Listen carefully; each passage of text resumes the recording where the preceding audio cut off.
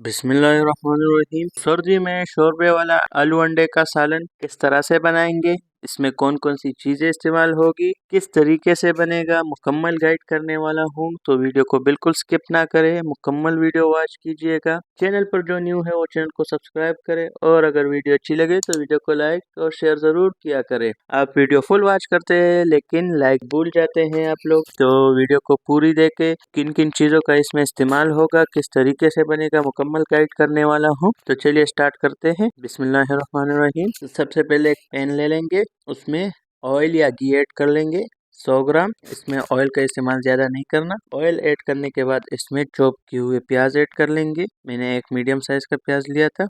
प्याज को अच्छी तरह से फ्राई कर लेंगे, अच्छी तरह से इसको डार्क ब्राउन कर लेंगे ताकि इसकी जो ग्रेवी है वो बहुत ही अच्छी और ऑथेंटिक आ जाए।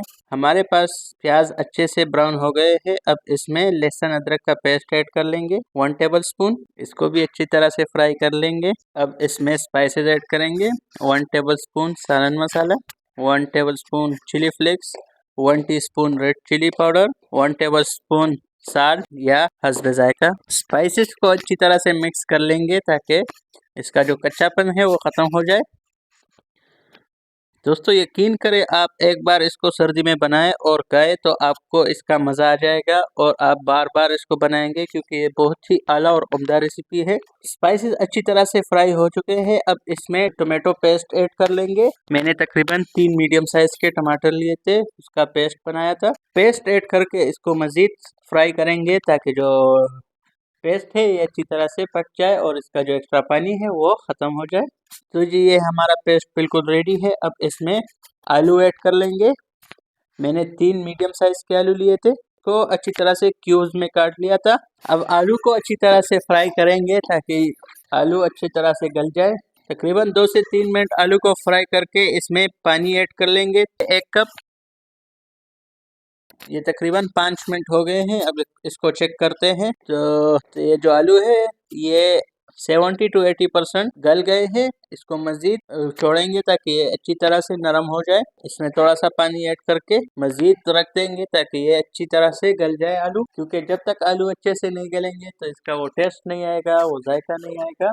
तो इसको मज़ीद 4 से 5 मिनट के लिए छोड़ देंगे। व्यूअर, इस रेसिपी को ट्राई करके हमें कमेंट में ज़रूर बताएं कि आपको हमारी रेसिपी कैसे लगी।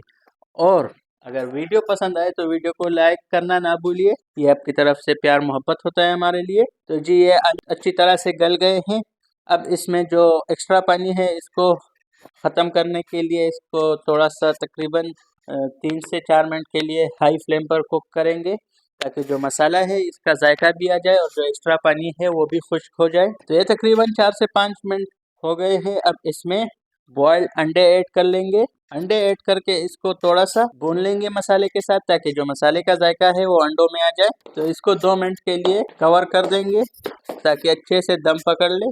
तो ये तकरीबन 2 मिनट के बाद हम इसको चेक कर लेंगे। तो ये हमारी जो एग आलू करी है वो रेडी है। अब इसमें थोड़ी सी कसूरी मेथी ऐड कर लेंगे ताकि इसका जो जायका है वो मज़ीद दोबाला हो जाए, मज़ीद अच्छा हो जाए। तो अब इसको डिश आउट करते हैं। बिस्मिल्लाहिर्रहमानिर्रहीम। तो जी देखिए माशाल्लाह से इसकी जो ग्रेवी है बहुत ही प्यारा कलर आया है इसका। इसकी जो खुशबू है पूरे घर में फैल गई है। तो आप लोग ज़रूर ये रेसिपी ट्राई करें। ये सर्दियों के लिए बेहद स्पेशल रेसिपी है। बहुत सी रेसिपीज होती है लेकिन ये जो अंडा और आलू की रेसिपी है ये काफ़ी लोग पसंद करते हैं इसको। आप एक बार खाएंगे तो उम्मीद है कि आपको भी काफ़ी पसंद आएगी। तो इसको ज़रूर ट्राई करें और हमें बताएं कि आपको हमारी ये रेसिपी कैसे लगी।